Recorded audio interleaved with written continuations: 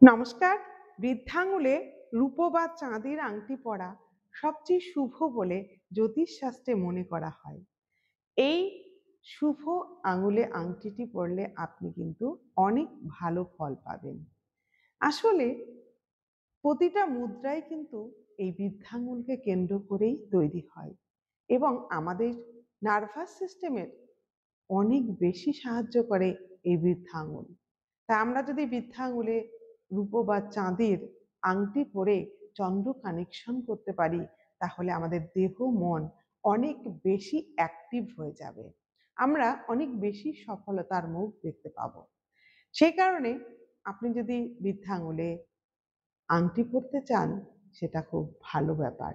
কিন্তু এক্ষেত্রে আপনাকে কিছু নিয়ম মানতে হবে। কি সেই নিয়ম? প্রথমে যেটা হবে সেটা কতটা ওজনের আপনি আংটি বানাবেন। এই আংটি বানানোর ওজন কি করে বুঝবেন? আপনার বডি ওয়েট অর্থাৎ আপনি কত কেজি ওজনের তাকে ১২ দিয়ে ভাগ করুন। ভাগফল যেটি হবে সেই ওজনের তত গ্রাম ওজনের একটি আংটি বানান।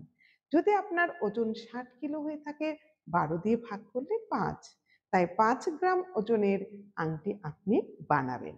কিভাবে পরবেন?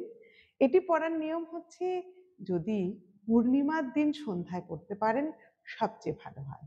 আর যদি সেটা সম্ভব না হয়, তাহলে আপনি যে কোনো সোমবার সন্ধ্যার পর এটি পঞ্চামৃতে শোধন করার পর ১০৮ বার ওম নমঃ শিবায় চ্যান্ট করুন এবং অ্যাক্টিভ করে নিন আংটিটিকে।